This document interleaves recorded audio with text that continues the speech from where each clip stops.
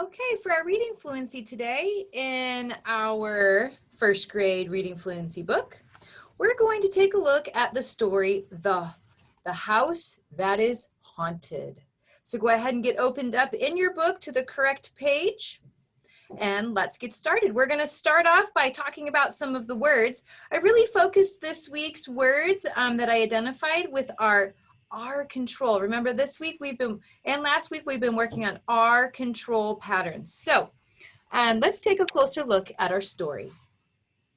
So first, I did underline the word haunted. We have not worked on this awe pattern yet. So if you see that word in your story, that might be a word you want to practice before you start reading. So here we have the word haunted, and again, we have that word haunted again. So we will get to this pattern. We just haven't gotten there yet.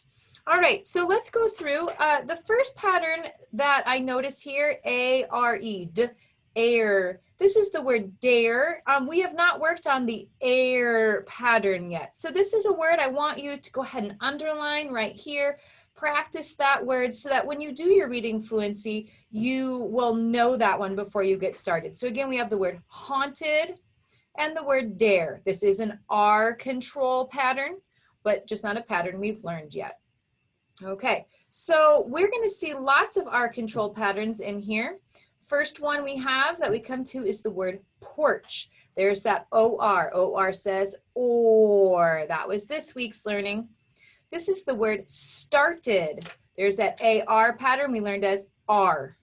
Okay. Dirt, I-R pattern. R control said All right. Now let's go down here. This is the word worked. Now remember, we also learned not only can OR say or, but we also learned that OR can say So here's an example of that. Work. We don't say work, but we say work. Worked. Down here, that OR is following the pattern that we're accustomed to, that we use most often. This is the word porch. If we go down here, this is going to be a red word. So this is the word door. Make sure you underline that one as one to work on. We aren't going to learn the OOR pattern. This is the word door. We're going to learn it as a red word. We would put that in our red word books and we would arm tap that word out. So this is the word door. Here we have another OR pattern, porch. We had that one right up here. Porch, R control, or. Okay. This is darted. So there's that AR. We know AR says R. Darted. There's that AR again. We know that as R. So we have arms.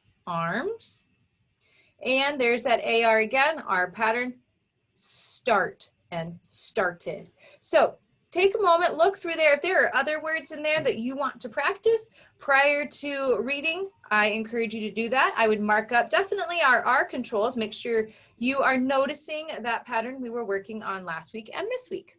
So here we go. The story is The House That Is Haunted. So you're going to go ahead, track the print right along with me. Ready? Jack looked up at the old house. The dare had been to knock 3 times before running away. Everyone knew the house was haunted. Cobwebs covered the walls. Broken windows rattled. A strange light flickered on and off on the front porch. Jack started up the dirt path. The street light had never worked. Jack only had the light of the moon. 1 step, 2 steps. He was almost there. The porch creaked when he stepped on it. He almost ran away, but he was too close. With a shaking hand, he reached out to the door. Before he could knock, a black cat streaked past him, making him stumble. He fell back, and his foot went through the porch. He tried to pull it free. Bats darted down from their nest in the roof. He covered his head with his arms and started screaming. He ran to his friends on the sidewalk. When he looked back, he saw a face in the upstairs window smiling at him. All right, I wonder what happens next in that story. So go ahead and practice reading fluency. Do a cold read, hot read, listen to the story, work on your reading fluency. Make sure you take time to answer the comprehension questions. The house that is haunted.